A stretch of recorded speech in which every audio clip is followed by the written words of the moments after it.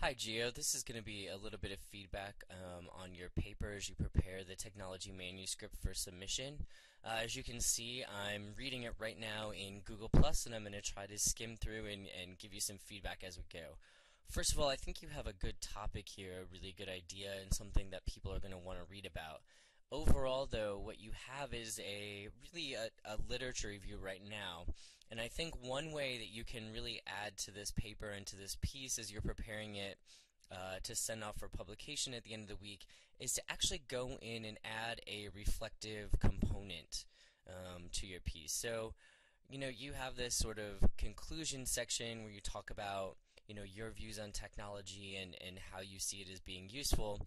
But I actually think what you need is to break this down into a couple of sections. So I'd talk about exactly what you do here. Give us an introduction and call this more of an introduction to your paper. Then have a lit review section, possibly that starts here, where you go into some of the different ways into which technology is being used to enhance collaborative learning. And you might keep what you have here in those 3-4 paragraphs that you've included as a literature review.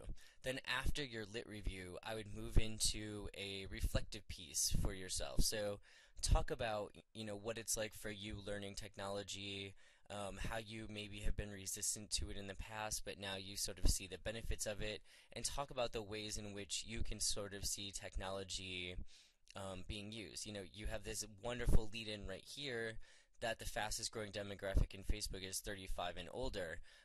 If that's the case and that's been your experience, then actually go ahead and insert, a section that talks about, personal reflections or reflections from an adult student returning to grad school or something like that, and include your own sort of feelings. So in terms of the general format and content of the article, I'd sort of stick with what you have here now, but let's add a reflective section before your conclusion section here. You've done a good job of going in and citing some relevant publications. I do think there's one on the use of social media that I talked with you about at class one day that might be good to add. Anywhere where you've got a direct quote. So you can see this is like from the article referring to Facebook and web-based social media applications.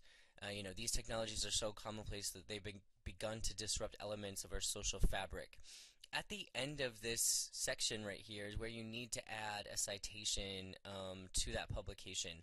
Anytime you have a direct quote, you need to make sure you insert a page number for reference to that piece. I'd also, when you're formatting your paper to send it off, go ahead and format the entire thing in APA 6th edition so that you are following that format to send it off. I think you've got a really good start here. I'd like to see you add some more of those reflective elements to it as you prepare your final draft, and make sure you're organizing the paper into sections with headings and subheadings so that it's easy for your reader to follow.